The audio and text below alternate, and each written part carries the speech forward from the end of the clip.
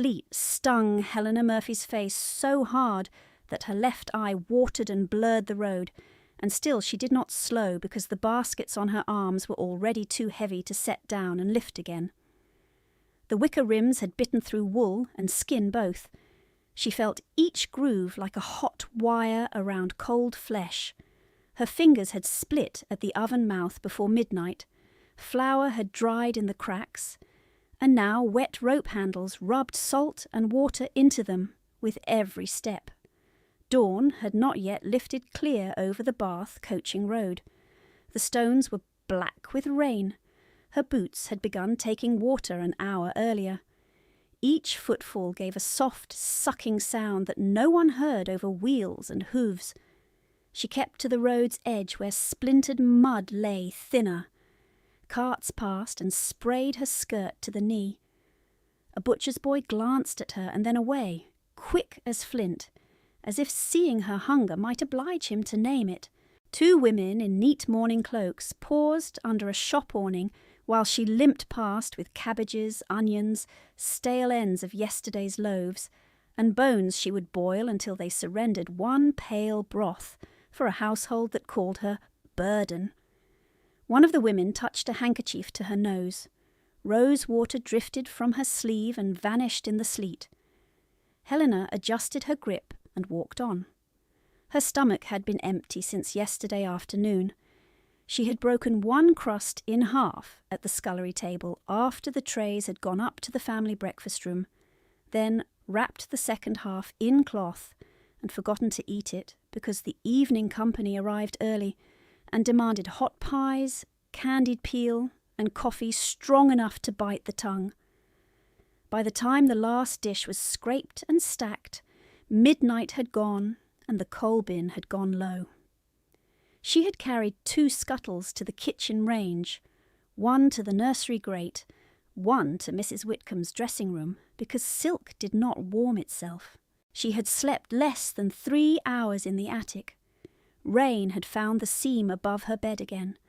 One corner of the blanket still smelled of damp plaster. For 5 years she had risen before every clock in the house.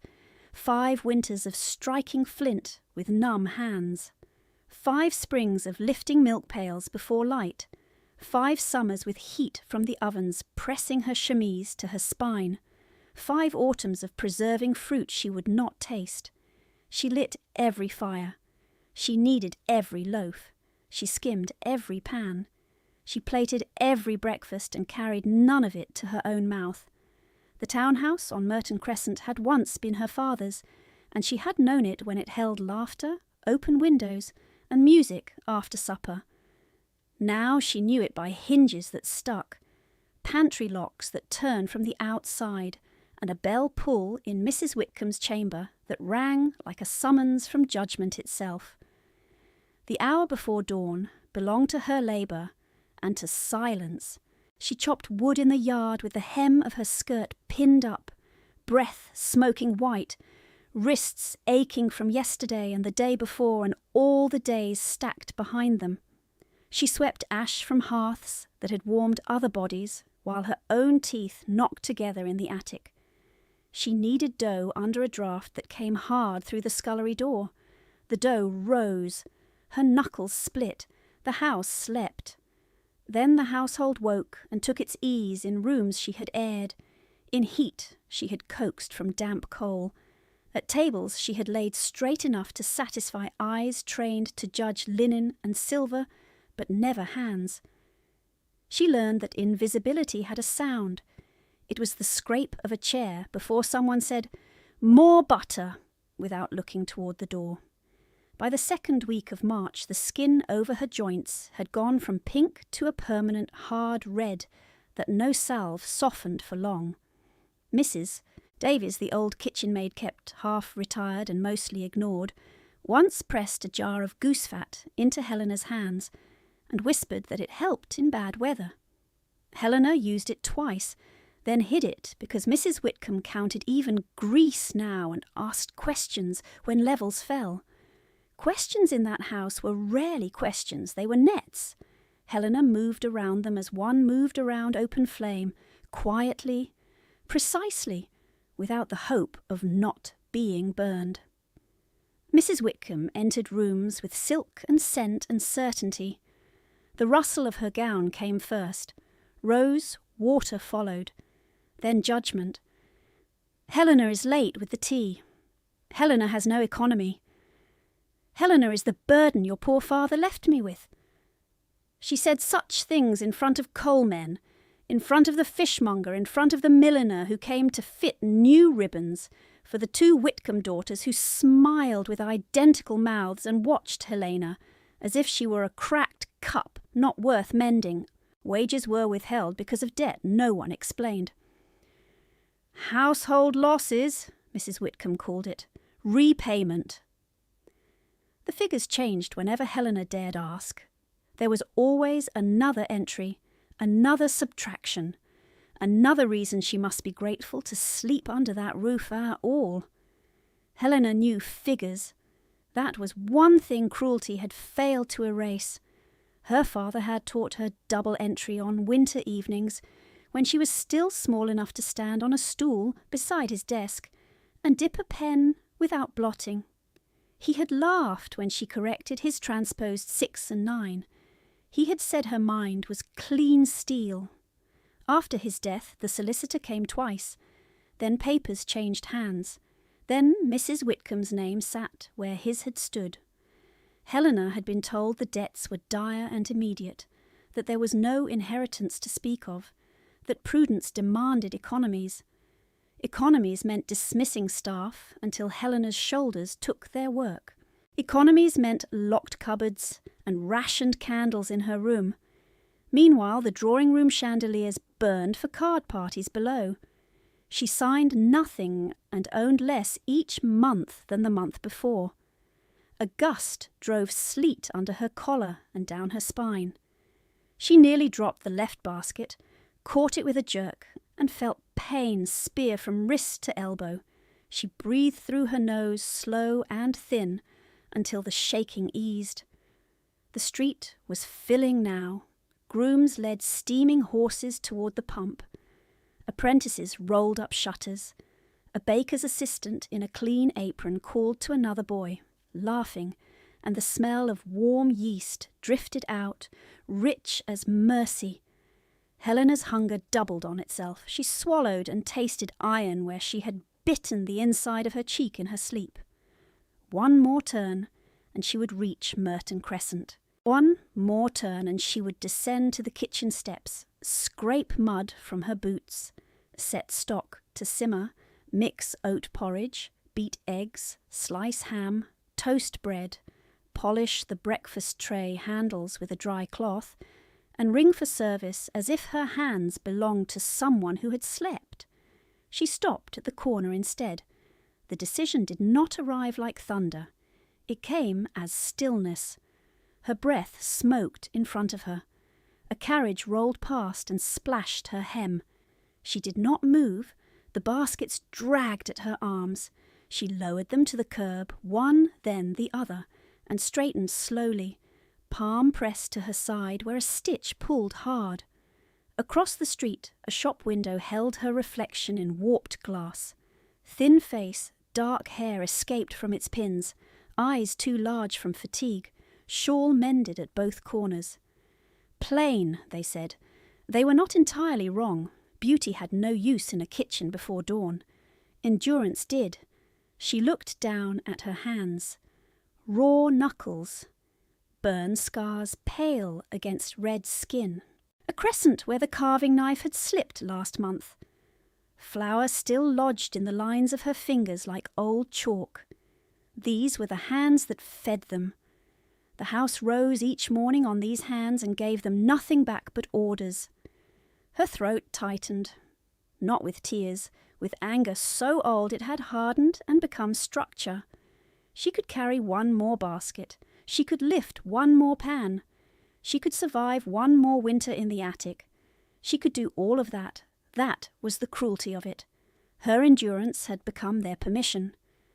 From the inner pocket of her cloak, she drew the wrapped book she had carried, pressed against her ribs, since she left the house, in darkness.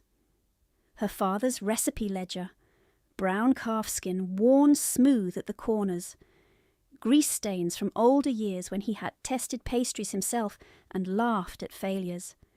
Between the recipe pages, hidden in folds he had shown only her, were copied account lines in his hand, and in another hand that imitated his poorly. Figures that did not balance, signatures that bent wrong on the final stroke, dates altered by scraping and fresh ink, proof, if proof meant anything, in rooms where men looked over spectacles and called women emotional when they named theft. A church bell struck 6 through rain and distance. Helena rewrapped the ledger and held it tighter. The magistrate's clerk opened his office at 7 on weekdays, if weather had not flooded the lower lane. She had asked that question weeks ago while delivering pies to the rectory, and pretending she merely liked to know town hours. She had saved 2 pennies from market change by shaving weights where no one would notice. She had written names at night by candle end, tradesmen who had heard Mrs. Whitcomb speak of false debts, servants dismissed without pay, dates of locked pantry days, dates of bruised wrists hidden under cuffs, though no strike could be named cleanly enough for law. She had done this while half asleep, knees drawn under her blanket in the attic, the rain threading through the roof seam into a pan on the floor. Behind her a milk cart rattled and a man called for room. She did not lift the baskets again. Instead, she dragged them beneath the awning of a charity kitchen door, where morning poor already waited in a thin line, then stepped back and left cabbages, onions, stale bread, and bones to hands that needed them.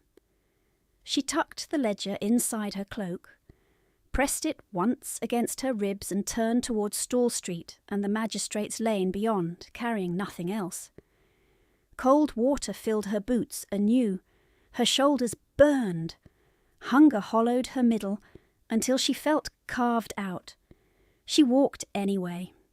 For the first time in 5 years, the morning fire in Mrs. Whitcomb's kitchen would not be lit by Helena Murphy's hand, and the house that had fed upon her silence would wake to cold grates and no breakfast at all.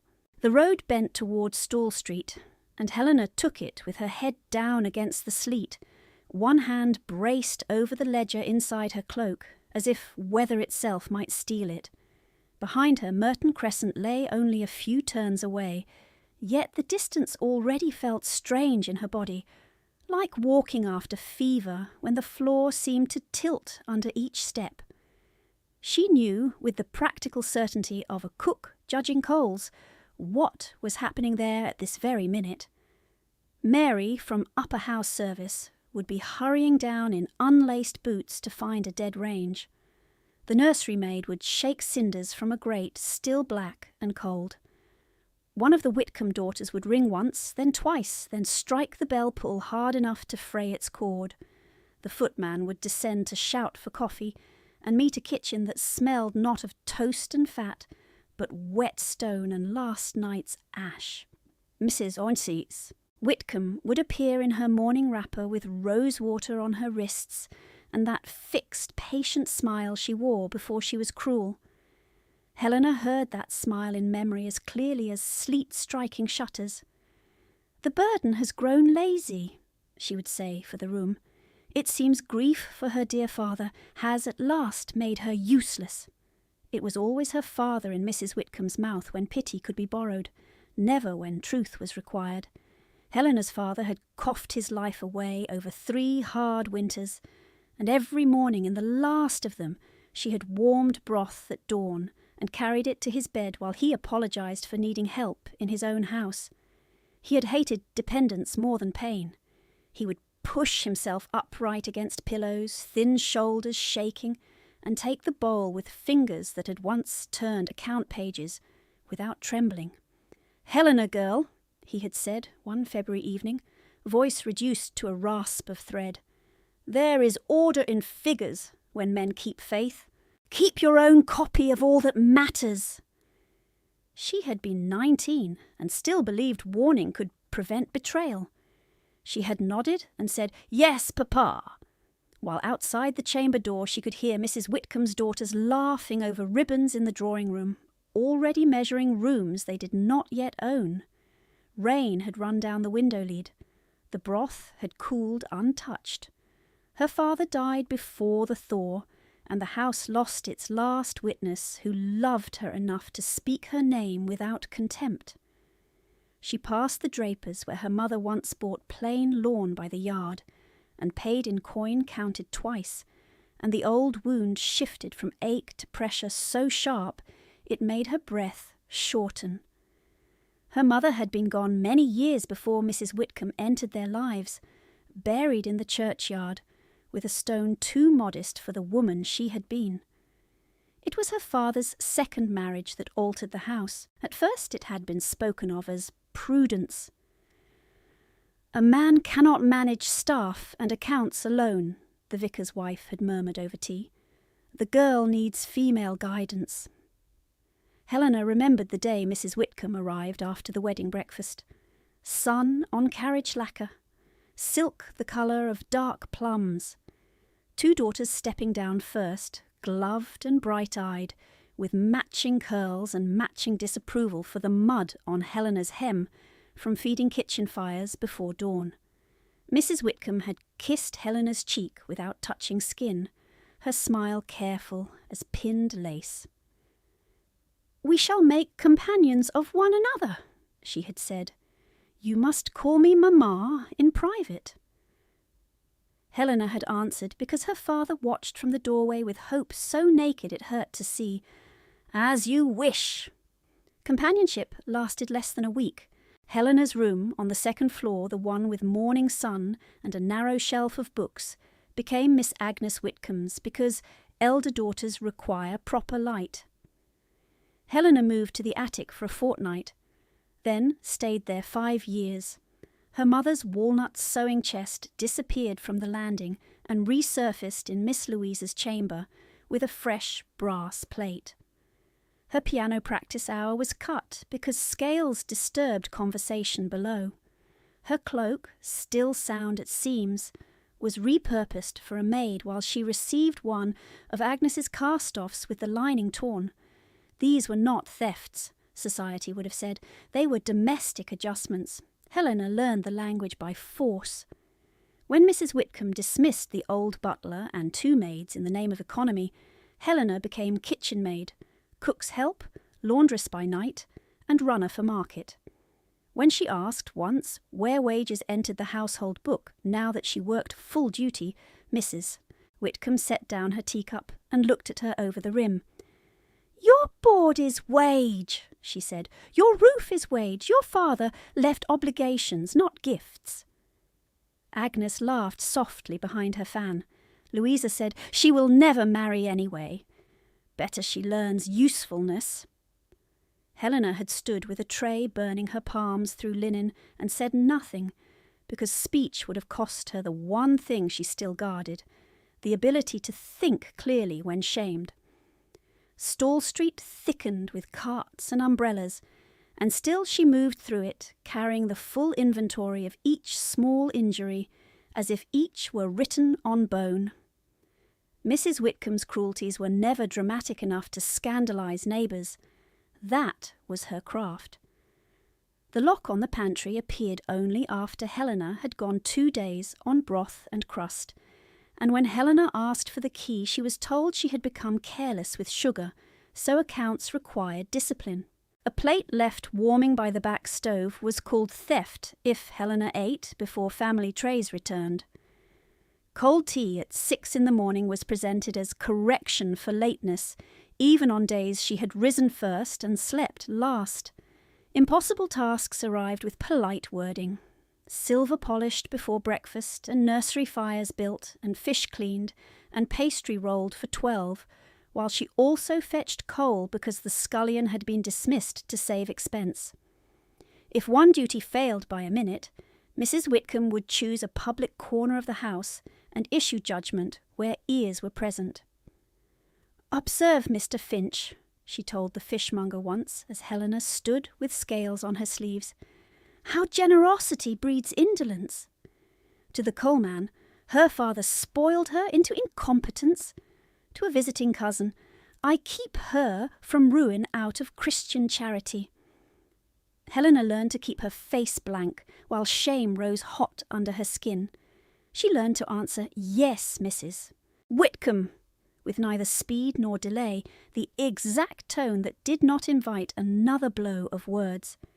In private she moved with exact economy, conserving strength as if hoarding coin, yet even in private she was not left her own. Agnes and Louisa came to the kitchen doorway in silk wrappers to inspect what she had prepared, taking warm rolls straight from cooling cloth and biting once before tossing aside. "Too dense," Agnes would pronounce, though she had not swallowed. "Too much nutmeg," Louisa would add, and leave the torn bread on the board for Helena to scrape away. When invitations arrived, Mrs. Whitcomb sat at her escritoire and dictated notes while Helena stood by with sandshaker and blotter. Helena's hand was steadier, so she addressed envelopes under instruction and watched her own surname seal parties she would serve but never attend. On Twelfth Night, when guests praised the sugared marchpane peacocks and the spun caramel cages, Mrs. Whitcomb accepted compliments with lowered lashes and said, "My daughters insist upon pretty things." Helena, in the doorway with scorched wrists hidden in cuffs, received no glance at all. That anonymity had been weapon and prison together. It allowed her to observe. It denied her the right to be believed. The books were where belief might yet survive. She turned into the narrower lane toward the magistrate's offices, boots squelching and memory sharpened into numbers. Her father had kept ledgers in a locked escritoire in the study. After his death, Mrs. Whitcomb claimed grief had confused him in his last months and invited Mr. Larkins, the family solicitor, to restore order. Helena saw him twice, perhaps 3 times, a slight man with polished cuffs, careful teeth, and a habit of avoiding her eyes while speaking about her future as if she were absent.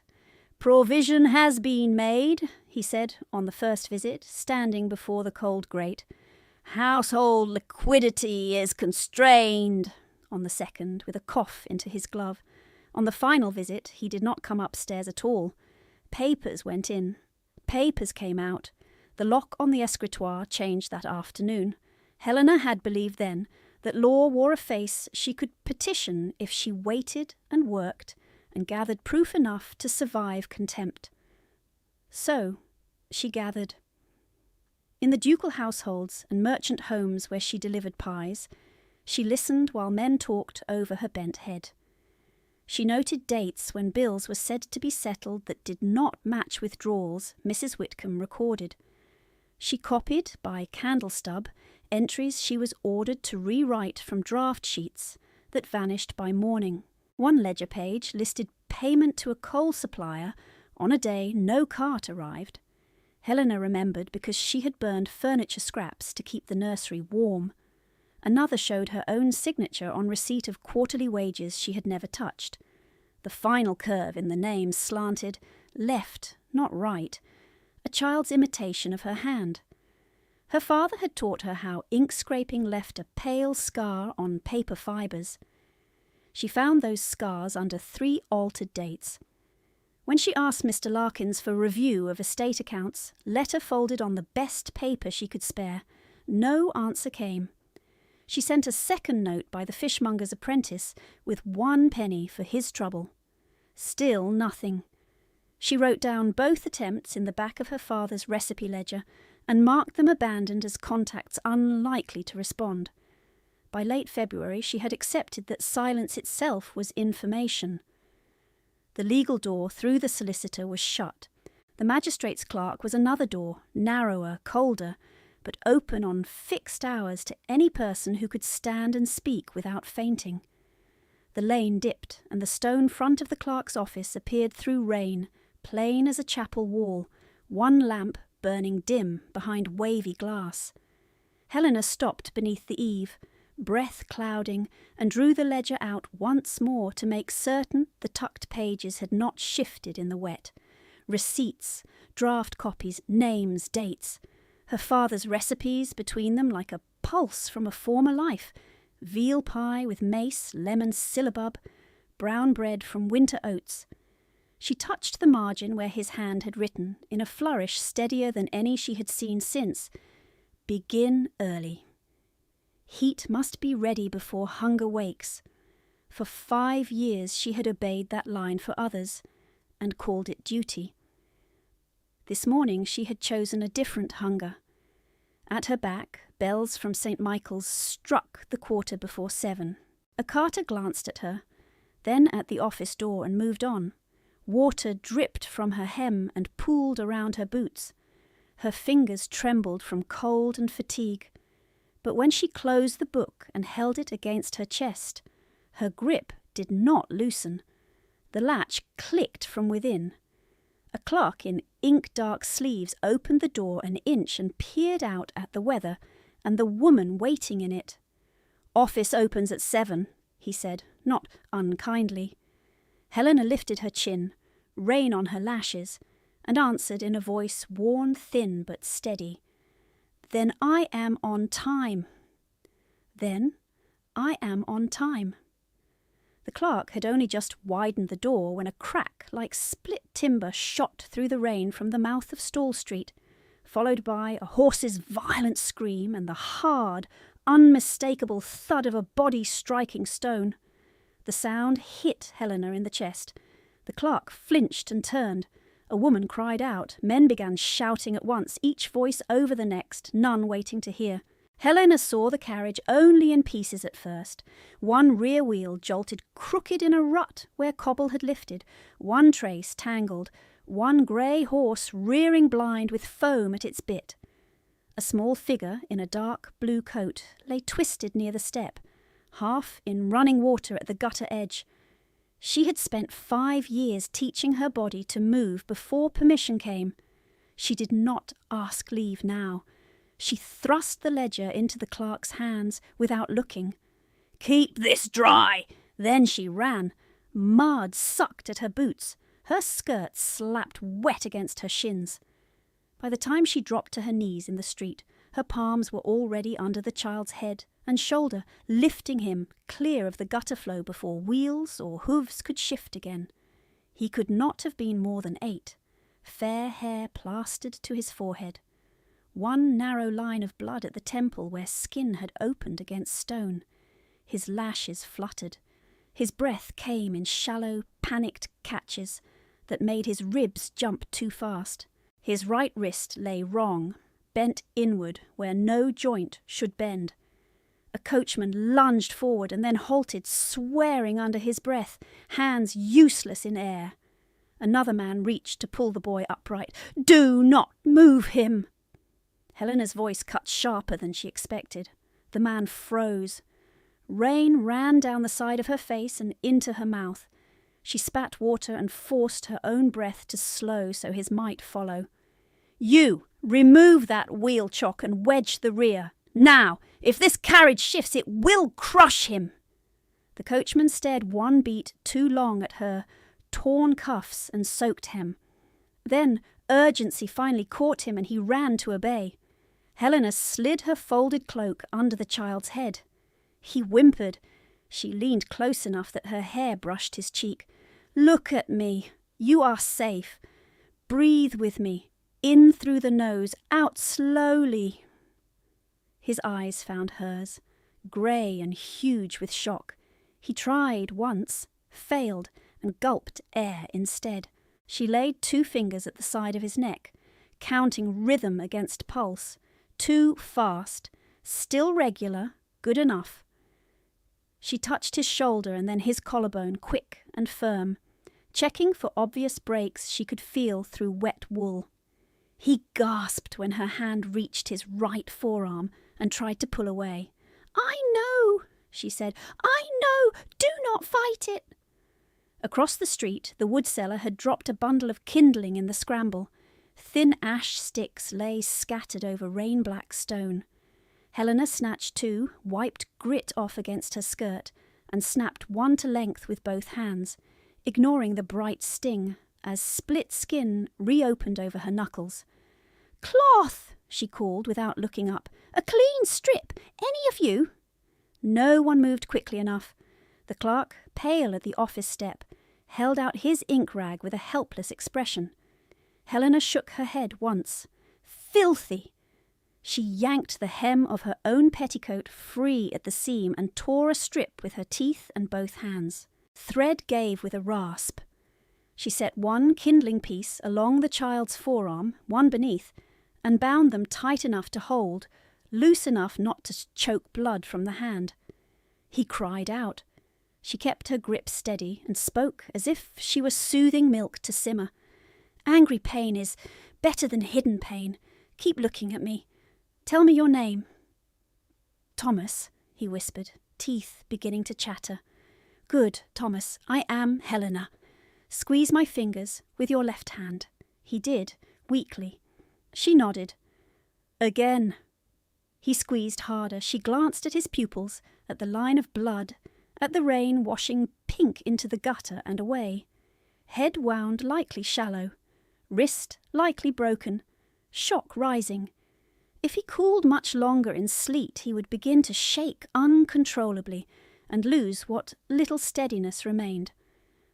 The carriage door above them slammed open. Boots hit the step, then the street. Heavy. Controlled, not hurried, but absolute. The voices around them faltered and thinned as if a bell had struck within 10 feet of every throat. Helena felt the shift before she looked. A man crossed the space at a measured pace, tall enough that umbrella edges bobbed below his shoulder, greatcoat dark with rain, black hair wet at the temples, jaw set hard enough to look carved. His face carried no panic, only command sharpened by habit and old anger. A crest flashed on the carriage panel behind him, a rearing heart under a coronet. Arden! Even servants knew that crest. He took one glance at the child on the stones, one at Helena in the mud with her skirts soaked and hands braced around a splintered arm, and his voice landed like iron. "Leave him! My men will handle this!" The order struck the crowd into motion. 2 footmen stepped forward at once. Helena did not move an inch. "No, Your Grace, hold him still." Silence snapped open. Rain filled it. One of the footmen made a strangled noise as if she had blasphemed. Helena did not spare him a look. The child had started to shake in earnest now, fright and cold feeding each other, and any rough lift would turn a clean break into a ruin. She looked directly at the Duke and spoke fast, clear, each word chosen for use, not courtesy. "His wrist is fractured. He struck his head. If you lift him badly, he may lose that hand. Kneel here. Support his shoulder and neck. Do not let him turn." For one suspended second, she thought he would drag her away and do as he pleased. Men like him were obeyed by reflex from cradle onward. Then his eyes dropped to the child's face, to the splint at the small arm, to Helena's bloodied fingers holding a pulse at the throat as if that pulse were the only fact that mattered on earth. He went down to one knee in the mud without another word and slid his hand exactly where she indicated. "Like this? Lower. Yes. There." The quarter bell from St. Michael's had only just stopped ringing when they raised Thomas together onto a door plank 2 men had ripped from a nearby cart. The Duke bore most of the weight without strain. Helena stayed at the child's head, one hand steady at his brow, speaking in low intervals to keep him conscious. "Stay with me. Tell me what colour my eyes are." He blinked up through rain. "Dark. Good. Count to 5. 1, 2. His voice wavered. 3. His breath hitched. 4. She leaned closer. 5. He swallowed and kept breathing. They carried him into the apothecary 2 doors down, shoving through a crush of wet coats and startled faces. Heat struck Helena like a wall. camphor, spirits, vinegar, old wood, wet wool. The back room was narrow, crowded with shelves and jars, one iron stove burning red at the seams. Someone cleared a table. Someone else cursed the mud. The apothecary, sleeves rolled and spectacles fogged, barked for boiled water and clean bandages. Helena helped ease Thomas down, while the Duke held him from the other side, both of them bent over the same small body, rain running off cuffs onto floorboards. "Out," said one footman to Helena, seeing her torn petticoat and servant's cloak. She ignored him and checked the child's fingers for warmth. The Duke did not raise his voice. He did not need to. "She stays," the footman retreated at once. Only then did Helena feel her own shaking. It started at her hands and ran up both arms until her teeth tapped once against each other. Adrenaline left, and cold returned with claws. Her stomach clenched so hard she pressed her free fist against it on instinct. She had not eaten. She had run on tea and anger since before dawn. The room blurred at the edges and then sharpened again. She fixed her eyes on Thomas's breathing and rode the dizziness like bad weather. The apothecary cut back the boy's sleeve and examined the splint with a quick grunt of approval that sounded almost surprised. "Who set this?" Helena answered without lifting her gaze. "I bound it. It needs proper setting." "It does," he said, "and quickly." The Duke's hand, broad and scarred across the knuckles, remained at the child's shoulder exactly where she had placed it in the street.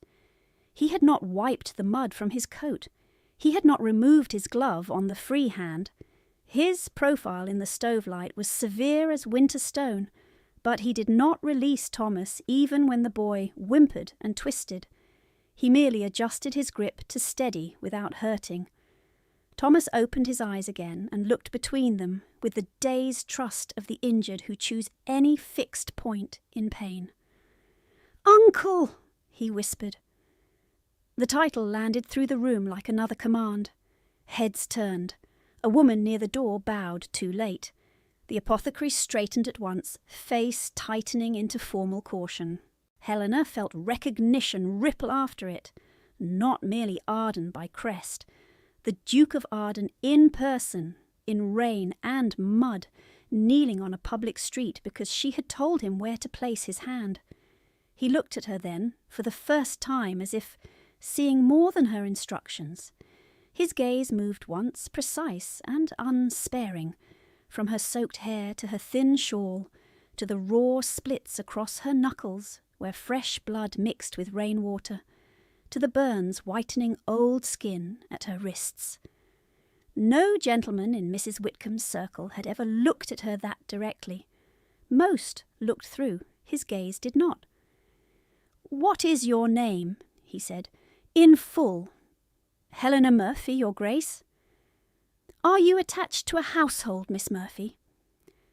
The question was simple. The answer was a snare whichever way she stepped. If she named Mrs. Whitcomb now, there would be inquiry, perhaps intervention, perhaps retaliation before she could place her ledger before lawful record. If she lied, she might lose what little credit this room granted her. Thomas groaned as the apothecary prepared to reset the wrist. Helena bent closer and set her palm over the boy's uninjured hand. "I'm on my way to the magistrate's clerk," she said. "I have business of sworn record." His eyes narrowed a fraction. "What business?"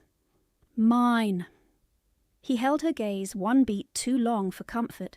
Then he gave one short nod, as if filing the answer for later, and turned his attention back to Thomas without pressing further. "Do it," he said to the apothecary. The setting was swift and clean. Thomas cried out once, sharp enough to cut through every other sound in the room, then collapsed against the table, with tears tracking through rainwater on his cheeks. Helena kept speaking low at his ear until the crying eased to hiccups and breath. When the bandage was tied and sling pinned, she guided the boy towards the stove bench and surrendered her place nearest the heat without comment. A maid in fine gloves moved to sit there and then stopped when she saw Thomas's face. Helena wrapped her own arms around her middle to keep from swaying. At the doorway, the clerk from the magistrate's office appeared, hair plastered to his brow, still clutching Helena's wrapped ledger beneath his coat, as if it were crystal. He scanned the room, found her, and lifted it slightly in question. Relief struck so suddenly it was almost pain. The Duke followed her line of sight to the book, then back to her face. "Your business," he said quietly. So only she heard. Not a question this time. An acknowledgement. A warning. Perhaps both. Helena took one step toward the clerk, and the floor shifted under her, as darkness pressed in at the edges again. She caught the bench back with split fingers, and steadied herself without asking aid. When she looked up, the Duke was already watching, rein still on his coat, one hand resting at his nephew's shoulder, waiting for her next word, as if the room had narrowed to that alone. Helena took one careful breath and let it out through her teeth until the room steadied. The clerk stood dripping at the threshold with her father's ledger under his coat. Thomas shivered on the bench, his small jaw set with the stubborn dignity of children trying not to cry before strangers. The Duke did not move from his place beside him. "Mr. Pike," Helena said to the clerk, remembering the name from 2 brief inquiries weeks ago. "The binding must not stay wet. Open it 2 inches only. Keep it by the stove, not near enough to curl the pages." The clerk blinked, surprised that she knew him, then nodded at once. "Yes, Miss Murphy." She turned to the apothecary. "He will need willow bark and poppy syrup, in careful measure. Not enough to cloud his breathing." The apothecary gave her a sharp look over his spectacles. "You have done this before." "In sick rooms, not in comfort." The Duke's gaze was still on her face. She could feel it like heat at one side of her cheek. She did not look back at him. If she did, she might forget her next task. Thomas's left hand searched blindly in the air. Helena stepped close and gave him her fingers. "I'm still here." His grip tightened. "Will it hurt all day?"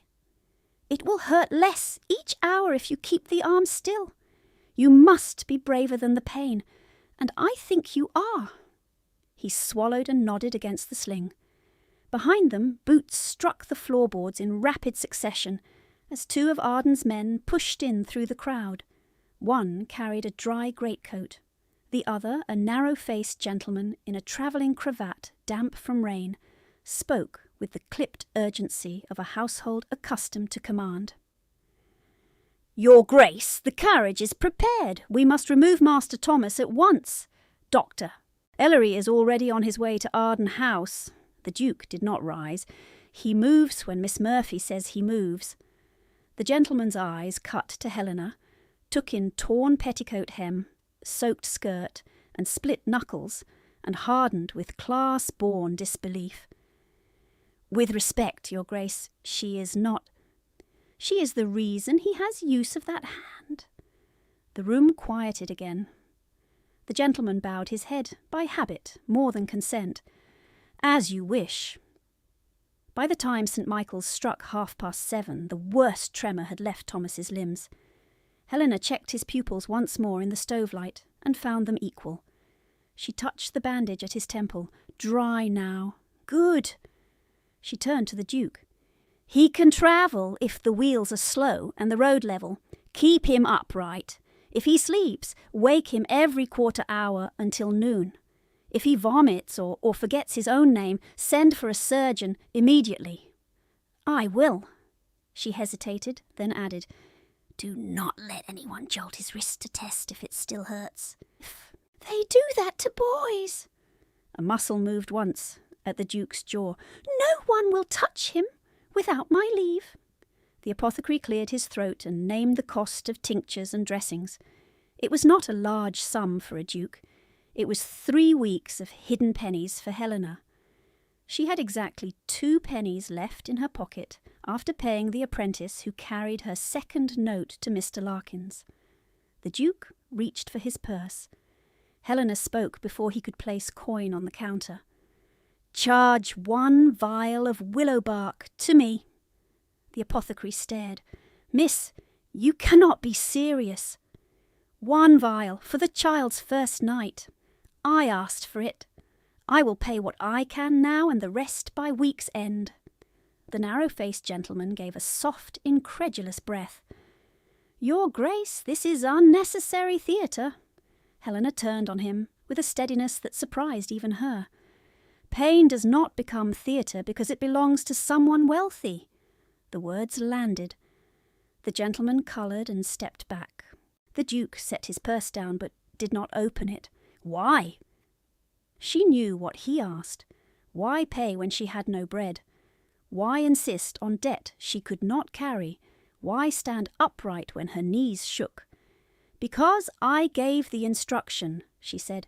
"Because children remember who treats their pain as inconvenience." For a moment nothing shifted in his expression. Then he inclined his head once, almost imperceptibly, and moved his hand away from the purse. "Mr. Hale," he said to the gentleman, "record the charge to Miss Murphy exactly as she requests. Pay the remainder anonymously to the apothecary after we leave. He will not mark her account in arrears." Helena's mouth tightened. "Your Grace, you will not argue this while the boy is listening." Thomas's eyes, glassy but attentive, moved between them. Helena stopped. The Duke had framed the command around the child, not around pride. She recognised the tactic because she used it herself with kitchen maids who wanted to quarrel over bruised apples while milk boiled over. A constable arrived at the doorway, helmet shining with rain, notebook already open. "I must take witness statements concerning the street incident." The gentleman in the travelling cravat answered before anyone else. "The matter is private. The child slipped while dismounting. No public complaint." Helena felt the familiar old mechanism of silence being built in front of her, polished and efficient. Private, no complaint, no record. She saw in one flash exactly how such phrases erased lives. Her ledger was full of those erasures. She faced the constable. "That is incorrect." The gentleman snapped. "You will hold your tongue." The Duke did not look at him. "She will speak." Helena gave her account in measured sequence. Loose cobble near the drainage rut. Rear wheel strike. Shift in axle, angle. Child thrown from the step when the carriage jolted. Coachman attempting to brake, then scrambling too late. She did not soften, she did not embellish. She named what she had seen and what she had done, including tearing her own petticoat for a splint because no clean cloth was offered in time. The constable wrote quickly, then glanced up. "Can you identify negligence by the driver?" The coachman, mud to his knees and cap crushed in both hands, stood near the wall, looking as if he might be sick. Helena had seen that look before on dismissed servants who understood one accusation could end a family's rent and bread in a single afternoon. She answered after one breath, "No deliberate negligence. He fought for the reins. The street failed first." The coachman made a broken sound of relief and bowed his head to her without words. The gentleman called Hale gave a short, irritated laugh. "Generous, perhaps excessively." Helena met his gaze. "Accurate." The constable turned to the Duke. "Your Grace, do you concur with the statement?" "I do." "Send notice to parish works before another child is broken on that corner." The constable touched 2 fingers to his hat and left with wet pages clutched to his chest. Thomas had gone pale again with fatigue. Helena crouched to his eye level. "You will be carried now. Keep your head still. If grown men talk too loudly over you, close your eyes and think of a place that does not move." "Do you have one?" he whispered.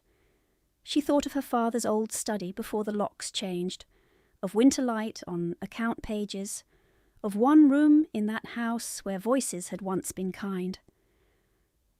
"Yes," she said, "I do." His lashes lowered. "I will think of the orangery at Arden. It smells like summer." "Good choice." 2 footmen came forward with a chair sling rigged from carriage straps. Helena showed them exactly where to place their hands, and made them repeat the instruction back to her. Shoulder first, head supported. No twisting through doors. Slow on steps. The Duke watched every word. When Thomas was lifted, he reached once more for Helena. She gave him her hand until the last possible moment, then stepped back as they carried him into the rain. The room emptied by degrees. Rain beat a dull rhythm against the shop front glass.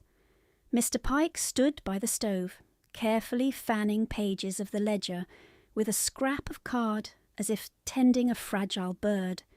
He looked relieved to still have purpose. The Duke remained. Water darkened the shoulders of his coat. Mud had dried in a crescent at one knee where he had knelt in the street. He was a man built for command and unused to waiting, yet he waited. "Miss Murphy," she turned, "your business at the clerk's office proceeds now." It was not a question. "Yes." "You are in no state to walk alone." "I have done so in worse state." "I do not doubt it." He held out her cloak, which one of his men had retrieved and brushed of grit. She took it and found tucked into its inner fold a small linen packet, warm from proximity to the stove. Bread. Not fine bread, merely plain and soft, probably from the apothecary's own shelf. "I did not ask for this," she said quietly. "You nearly collapsed." "People collapse every day without ducal intervention." His eyes sharpened. "And you have decided that because the world is unjust, you must refuse every offered correction." The words struck too near truth to ignore. Helena looked down at the packet in her hand. She had no strength for another argument built from pride and hunger. She broke the bread in half, ate one piece standing where she was, and wrapped the other in cloth. "There," she said, "a correction accepted." His mouth moved once, not quite a smile. "Good." Mr. Pike approached with the ledger held carefully in both palms. The leather had darkened at the edges, but held. The tucked copies remained dry. Helena took it, as one might take back a pulse. "Thank you," she told him. The clerk flushed. "You were right to send me first, miss. I would have stood useless in that street. You stood useful here." He nodded, almost proud, and stepped aside for them to pass. Outside, the sleet had softened to cold rain. Stall Street shone black and silver under the morning light, finally pushing through cloud. A small crowd still lingered near the damaged cobble, speaking in low, excited voices. They fell back when they saw the Duke. They stared when they saw Helena walking beside him, with torn hem, muddy boots, and a book held like law against her ribs.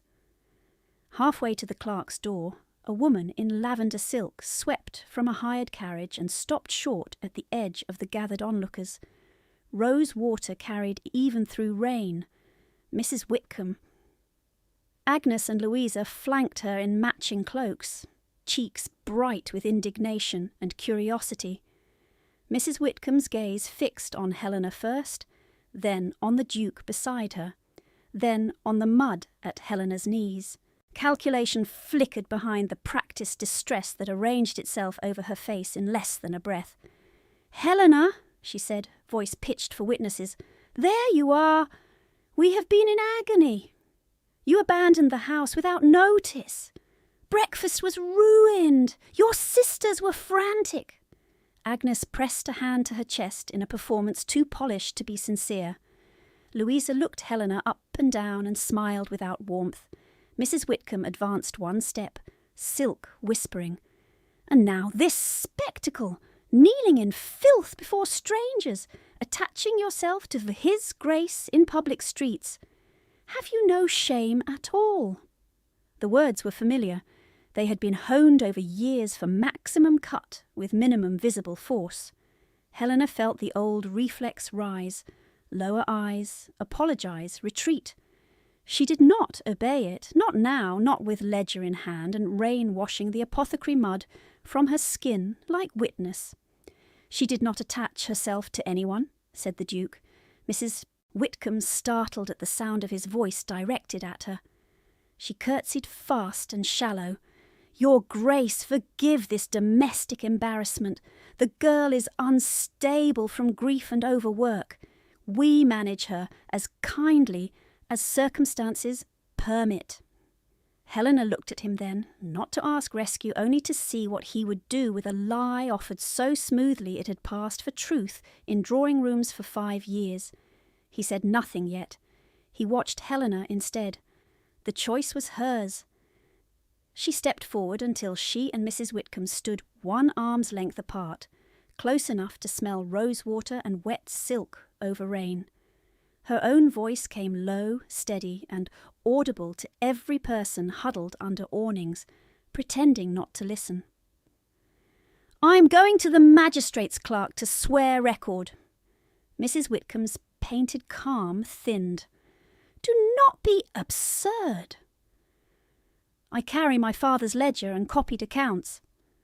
Stolen papers, Agnes snapped. Helena did not turn her head. Copied in my own hand from books I maintained under instruction. Mrs. Whitcomb laughed lightly for the crowd. She invents grievances when corrected. You know how servants can be. Helena lifted her chin. I'm not your servant. Silence spread outward, quick as spilled oil. Mrs. Whitcomb's eyes flashed. You ungrateful little... Enough, said the Duke. 1 word. Stone hard. Mrs. Whitcomb swallowed the rest and arranged her mouth again. Your Grace, surely you do not intend to involve yourself in household misunderstandings. I intend, he said, to escort a witness to lawful record. Helena felt the impact of that line in the crowd before she saw it. Backs straightened. 2 shopkeepers at the corner stopped, pretending to sort crates. A groom removed his cap. Visibility had always been danger in her life. For once, it might also be shield. Mrs. Whitcomb made 1 final attempt, softer now, almost pleading. Helena, come home. Come. We shall discuss this privately. Private. The same old door, the same locked room behind it. No, Helena said. Rain slid from her lashes.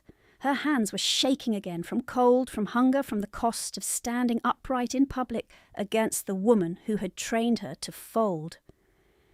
She tightened her grip on the ledger until the tremor eased. By the time the clock above the print shop struck 8, they reached the clerk's threshold. Mr. Pike hurried ahead to open the door. Helena paused with 1 boot on the worn stone step and looked back only once. Mrs. Whitcomb still stood in the street, silk darkening at the hem, daughters rigid at either side, their authority arrested by weather, witnesses, and a young woman who had refused to disappear. Helena crossed into the office carrying her father's book, and the Duke followed her inside without asking permission from anyone at all. The office smelled of wet wool, lamp oil, and iron gall ink.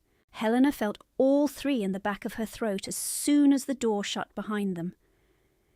The front chamber was narrow and severe, a counter of scarred oak, 2 stools for petitioners, shelves of bound registers with dates stamped in fading gilt, a small coal grate that gave more promise than heat. Men in clerks' sleeves looked up from ledgers, saw the Duke, and rose too quickly, chairs scraping hard over boards. Mr. Pike moved first. He took Helena's father's ledger from her hands, as if it were both fragile and dangerous, then hesitated, uncertain whether to bow to rank or proceed with routine.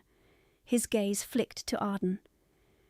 Your Grace, he said, voice thin with caution, this office receives sworn complaints in order of arrival.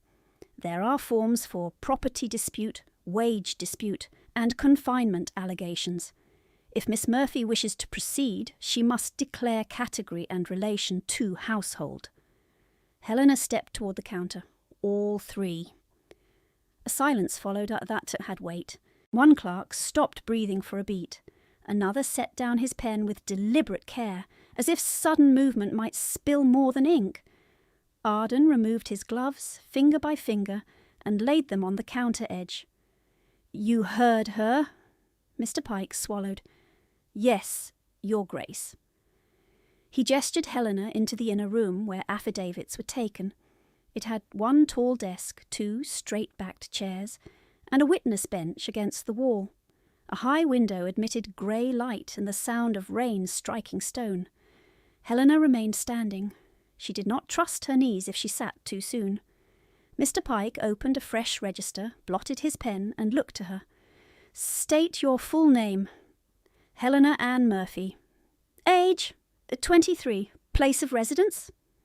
"Merton Crescent Townhouse, number 12, presently occupied under control of Mrs. Eleanor Whitcomb."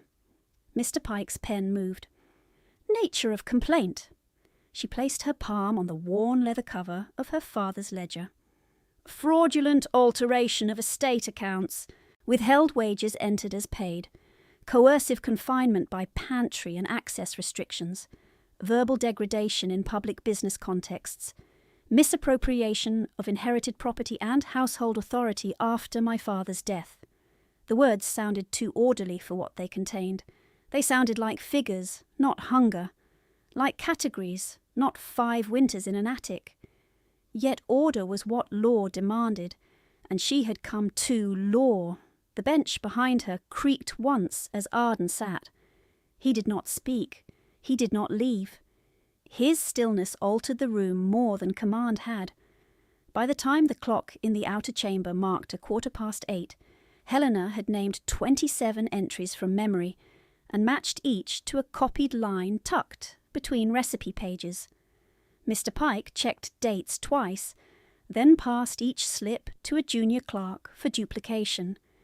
Helena's hands shook as she turned pages. She kept them low so the motion was less visible. Her stomach had begun to gnaw again, bread already burned through by strain. A knock sounded in the outer office. Then voices. Then Mrs. Whitcomb's voice, sweetened for clerks and sharpened beneath. "This is a family disturbance, not a legal matter. Kindly inform Miss Murphy that she is expected home at once." Mr. Pike looked at Helena in alarm. She looked back at the ledger and said, "Continue." Arden rose from the bench. She saw him only in profile as he moved to the inner door and opened it himself. He stood in the threshold, broad shoulders filling most of it, not with theatrical menace, but with finality.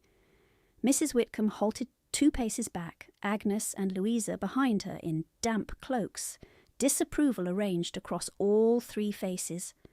Rosewater drifted into the room and sat badly against ink. "Your Grace," Mrs. Whitcomb said, curtsying shallowly, "this has gone far enough. The girl is overwrought and has been misled." Arden's voice came level and cold. "Miss Murphy is giving sworn record." Mrs. Whitcomb lifted her chin. "Surely a private settlement is preferable. Allegations of this nature can damage reputations irreparably." "Fraud damages more than reputation," Arden said. "It damages law." Helena kept her eyes on the page and listened as if she were hearing weather beyond a wall. She knew the pattern: pressure first, delay second, shame third. If those failed, there would be threats by letter and injury by omission. She had built her whole morning to outrun that pattern. Mr. Pike cleared his throat. "Only declarant clerk and designated witness may remain during statement." Mrs. Whitcomb's painted calm cracked at one corner.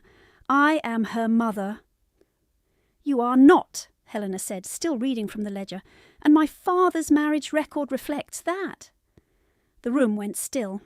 Louisa made a small sound of outrage. Agnes whispered, "Ungrateful!" Mrs. Whitcomb took a hard step forward. Miss Murphy, I advise you to refrain from inflammatory assertions until documentation can be reviewed. Helena lifted one folded sheet and held it out. Then review this. It is notation from Mr. Larkins's office, dated 11 February, acknowledging receipt of estate abstracts, never returned. Mrs. Whitcomb did not take it. Arden extended his hand. I will take it. Helena passed the sheet to him. He read once, then set it on Mr. Pike's desk without comment. Mr. Pike drew it into the record stack with fingers that had gone careful and stiff. Mrs. Whitcomb, he said formally, you may submit rebuttal after filing. You may not interrupt active testimony. For one instant Mrs. Whitcomb looked at Helena not as burden, not as servant, but as an obstacle she had failed to keep small. It was the first honest look Helena had received from her in years. Then silk rustled as she turned away. Come, girls, she said, we shall not dignify hysteria. The outer door closed. Their footsteps receded into rain. The door shut. Mr. Pike exhaled. Helena's vision narrowed for a moment at the edges. She gripped the desk hard enough that old burn scars pulled tight over knuckles. She had not realized how much muscle she was using merely to remain upright. She turned the next page and found her hand had left a faint damp print on the margin. Entry 31, she said. Coal expenditure listed as delivered 23rd November. No cart arrived. Nursery heated with broken chair rails. Witness, Martha Davies, kitchen maid. Noted, said Mr. Pike. Entry 32. Quarterly wage receipt bearing my signature. I did not receive wages. Signature slope, incorrect, final loop leftward. Noted. Entry 33. Pantry lock installed. 5th January. Key withheld for 2 days, following accusation of sugar theft. No sugar missing by weight on next count. Mr. Pike paused. You kept independent weights. Yes. How? By memory and by hand when I could.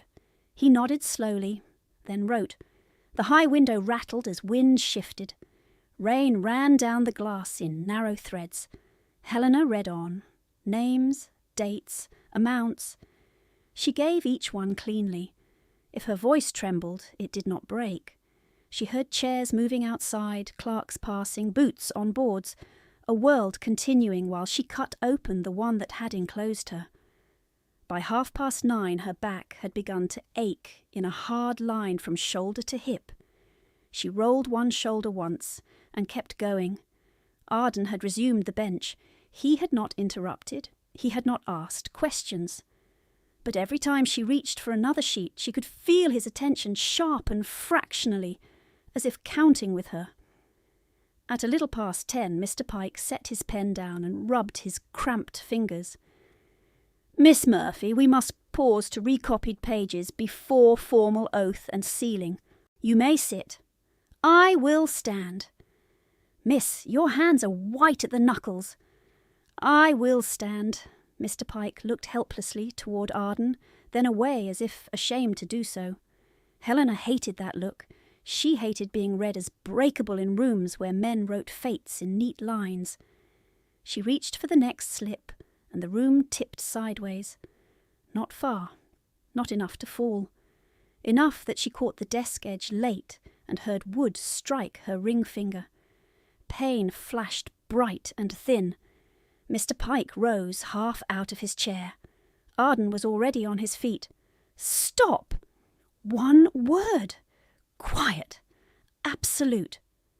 Helena froze because command was old in her bones, because fatigue had thinned resistance, because his voice had none of Mrs. Whitcomb's relish in it. She straightened slowly and drew breath against the dizziness. I am able, she said. No, you are finished for this hour. I am not. He stepped closer, close enough that she saw rain had dried in pale tracks on his coat sleeve, and mud remained at the seam of one boot. He had not changed. He had not sent for fresh linen. He had remained exactly as he had come from the street, as if changing would imply departure. His gaze moved over her face, then to her hands on the desk. "Your fingers are split open again. You are shaking. You are one breath from the floor." "Then I will take that breath and continue." His jaw tightened once. When he spoke, each word landed without ornament. "Sit." She lifted her chin. "If I sit now, they will write that I was overcome. I will write what occurred. This is my record. And I am your witness." The sentence struck deeper than argument should have. Witness, not rescuer, not benefactor. Witness. Helena felt her throat constrict around a response she could not safely permit. She said, "Your Grace, you owe me nothing." His eyes held hers, winter grey, unreadable, unblinking. "I owe the truth what is due." She did not move. His voice dropped, rougher now, less public, not loud enough for the outer office to hear. "You are burned, underfed, and faint. You are not weak. Those are not the same thing. Sit before your body takes the choice from you." The room seemed to contract around that line. No one had named her condition so plainly without contempt. No one had separated damage from character for her in all the years since her father died. The words did not comfort. They steadied. Her knees gave one warning tremor. Arden pulled the straight-backed chair out from the desk and set it behind her with deliberate care. "Sit." She lowered herself because refusal now would be vanity, because the ledger had cost too much to risk, because he had named what was true and left no room for pride disguised as strength. As soon as she was seated, Mr. Pike pushed a cup of water toward her with both hands. She drank once, swallowed hard, and set it down before her grip failed. Arden remained standing beside her chair, not looming, not touching, simply there. The position was awkward for a duke, and obvious to everyone present. He did not adjust it. He did not return to the bench. Mr. Pike resumed writing. "For record," he said carefully. Declarant paused at 10:22 due to physical fatigue after continuous statements since 8 o'clock. Statement remains coherent and voluntary. Helena nodded. "Yes." Arden said, "Add this. Interruption attempts were made by interested parties and refused." Mr. Pike wrote that as well. The next hour moved in measured increments. Helena read, Pike copied. Junior clerks sanded pages and stacked duplicates for sealing. Arden stood at her right shoulder and did not move except once to shift the coal grate screen when a draft struck her ankles. The act was so practical it might have passed unnoticed in another room. Here it was impossible to misread. At 11, Pike prepared the formal oath page. Helena rose to sign and swayed again. Arden's hand came up, not to seize, only to brace the chair back within reach of her fingers. She steadied without leaning against him. "I can stand to sign," she said. "Then sign," he answered. No softness, no pity. Permission shaped like command. She signed, Helena Ann Murphy, full hand, rightward final loop, unmistakable. Pike blotted and slid the second copy forward. She signed again, a third, again. Her name became action rather than pleading. When wax was warmed for interim seal, Pike looked uncertainly between Helena and Arden. "Witness signature for provisional filing may be any literate adult of standing. Miss Murphy named none in advance." Helena opened her mouth, then closed it. She had planned to stand alone because alone was safer than owing. Alone was also what Mrs. Whitcomb had counted on. Arden took the quill from Pike, turned the page, and signed beneath her name in a hand cut, clean as blade work. Arden, Duke of Arden. He pressed his signet into the soft wax beside her mark. The crest settled there, sharp and undeniable. The impression cooled between them. He placed the quill down and said, without looking away from the page, "You will not stand alone again." No one in the room mistook the line for gallantry. It was a legal fact now. Ink, wax, record.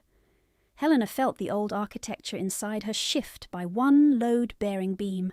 Fear remained. Hunger remained. Mrs. Whitcomb remained somewhere beyond those walls, gathering counterattack and allies. But this page existed. This witness existed. This hour could not be unwritten. Outside, rain eased to a soft hiss. The clock in the outer office struck noon as Pike sanded the final line and closed the register with both palms. Helena gathered her father's ledger to her chest, and Arden did not step away. The register closed, and the sound of it seemed to strike through her bones like a gavel. "Mr." Pike rose with the sealed file in both hands and said, "Miss Murphy, the magistrate can hear emergency petition at 2 o'clock, given active coercion allegations and the witness signature. If you consent, we proceed today."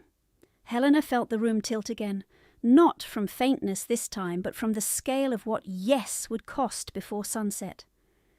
Mrs. Whitcomb would not sleep while a hearing remained possible. Mr. Larkins would be sent for. Agnes and Louisa would cry in public and call it filial pain. The housemaids would be pressed to lie. She looked at the packet of papers that had held her life in the dark for years, and then at the Duke's signet set in wax beside her name. "I consent," she said. Arden gave one short nod. "Then we do not lose the hour." By 1 o'clock she had swallowed broth in the clerk's back room under Mrs. Davis's glare, because the old woman had arrived breathless from Merton Crescent with Martha at her elbow, and fury in both eyes. Mrs. Davies smelled of onions and coal smoke and rain. She set down a covered bowl, folded her arms, and said, "If you fall over in court, child, I shall drag you back up myself, and that will shame us both." Helena obeyed. Martha, cheeks blotched from crying and cold, placed a ring of pantry keys on the table. Brass, iron, one long-necked key with a filed tooth. "She told me to deny it existed," Martha whispered. "I could not." Helena closed her hand over Martha's shaking fingers. "You have done enough. Speak only truth." At 2, the hearing chamber was full. Rain had eased to a thin silver mist beyond the high windows. Wet wool steamed near the back benches. Ink scratched. Boots shifted. The same men who had eaten at Mrs. Whitcomb's table now sat upright with neutral mouths, waiting to see where law would lean. Mrs. Whitcomb entered in dove-grey silk, as if attending a musicale. Agnes and Louisa wore mourning ribbons they had not worn at Helena's father's burial. Mr. Larkins stood beside them, cuffs immaculate, eyes evasive. Helena stood at the witness rail and gave her oath again. The hours that followed were long enough to strip performance from every face in the room. She named entries. She produced copies. Pike matched them to the provisional register. The court clerk held each page to light and pointed out scraping scars at altered dates. Mr. Larkins claimed clerical confusion. Helena presented his office receipt, acknowledging estate abstracts never returned. He said he had been indisposed. Pike read into record both written notes Helena had sent by hand and marked unanswered. The magistrate wrote one line in the margin and did not look up while he spoke. Outcome as to solicitor conduct will be referred to the Provincial Bar Committee for neglect and possible collusion. Mrs. Whitcomb's mouth tightened. By the 3rd hour, Martha testified that pantry access had been withheld as punishment while sugar remained unmissing by weight. She produced the key ring with trembling hands. The long-necked key fit the pantry lock record exactly. Mrs. Davies testified that nursery fires had been fed with broken chair rails on the coal delivery date charged as paid. 2 dismissed servants, summoned from nearby lanes, testified they had signed wage acknowledgements for sums never received. Each statement was plain. None required flourish. Arden sat on the bench behind Helena and did not move. He had removed his coat when she began to shiver, draped it over the back rail within her reach, and said nothing about it. At 4:30, when opposing counsel pressed her for the 4th time on why she remained in the house if abuse was real, Helena answered without raising her voice, "Because hunger does not make fraud legal, and endurance does not make coercion consent." The room quieted around that line. At 5, the constable from Stall Street was called only because Mr. Larkins attempted to imply Helena's public conduct had been manipulative theatre. The constable read his report verbatim. Loose cobble at drainage rut, axle shift, child thrown, no deliberate negligence by the coachman, immediate aid rendered by Miss Helena Murphy. He added that parish works had reset the damaged stones at noon under emergency order, and that no further injuries had occurred.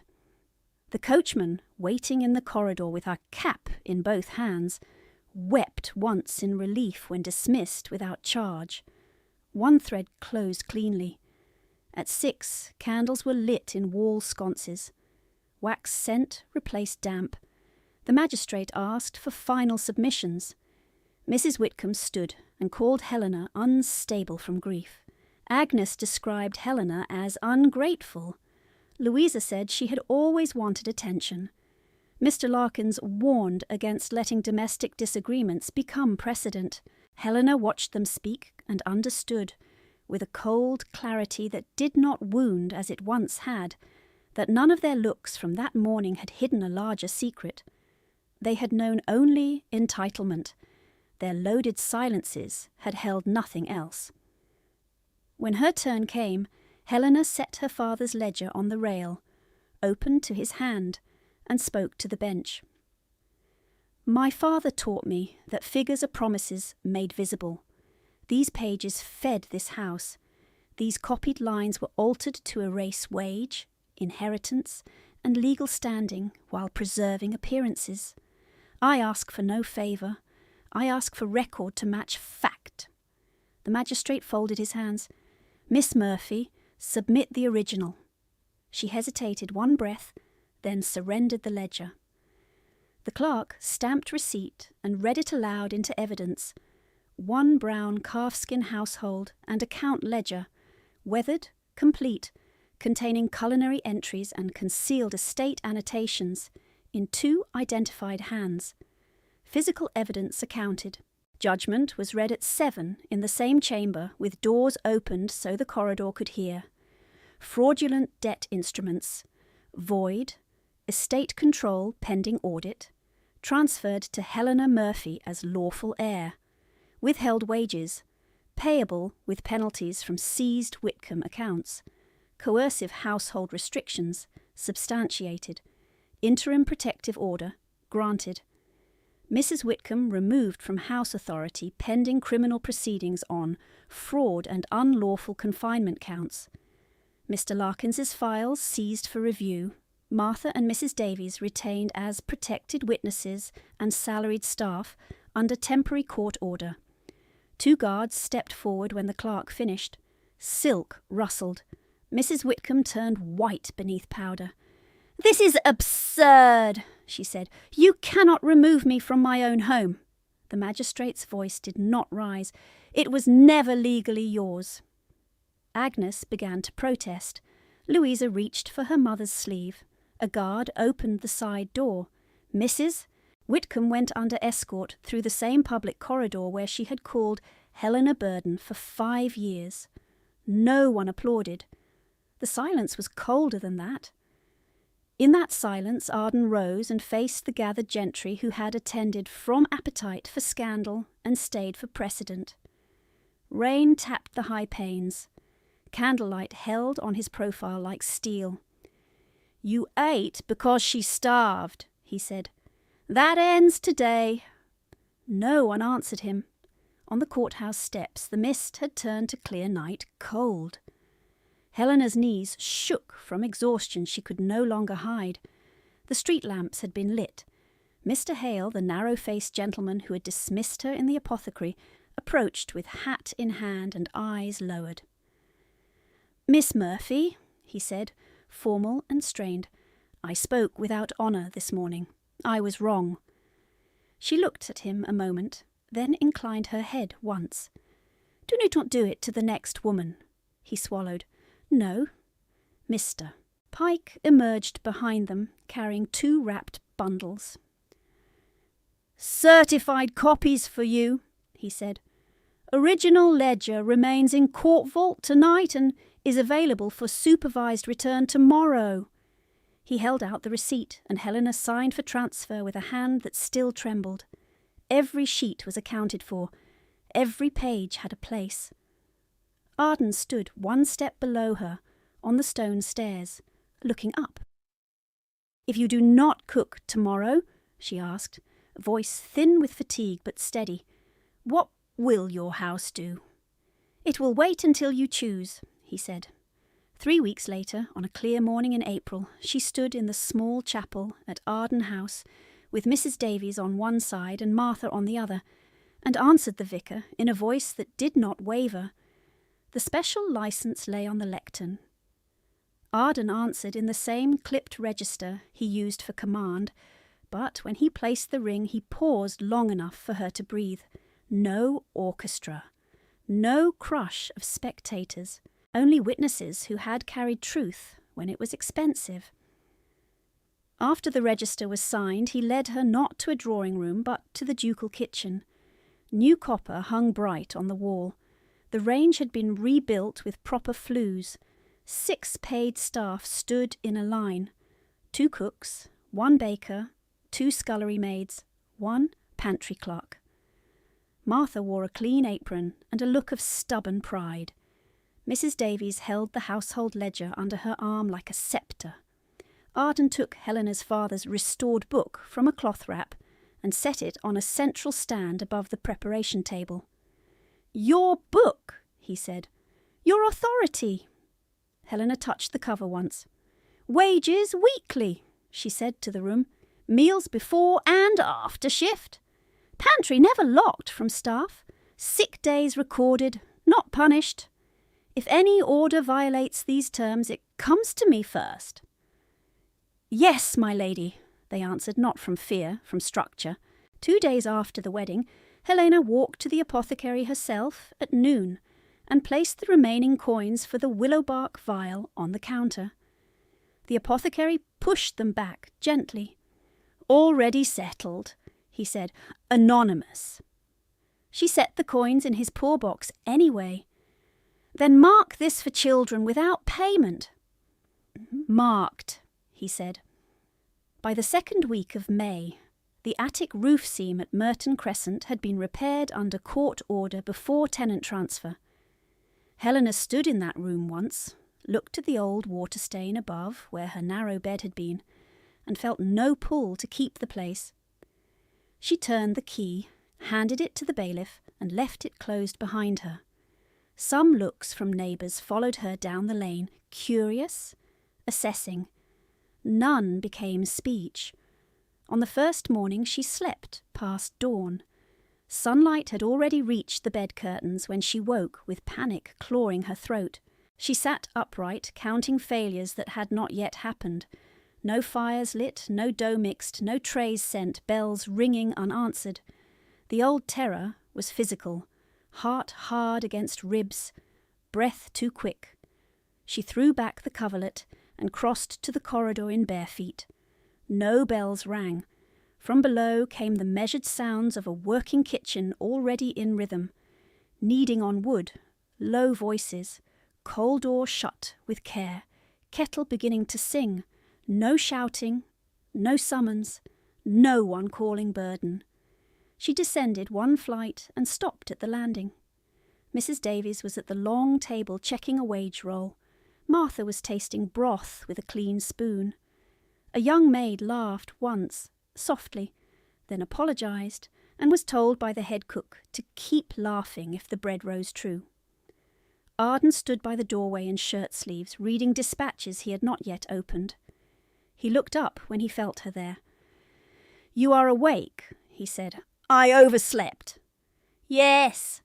No accusation, no urgency, no hidden cost. Helena gripped the banister until the last of the panic drained, and the house did not break. It did not. She came down the remaining steps slowly, still in her night robe, hair unpinned, and took her place beside the ledger stand where her father's book lay open to brown bread from winter oats. She set her palm on the page, warm from the kitchen air, and for the first time in 5 years the morning belonged to her before it belonged to anyone else.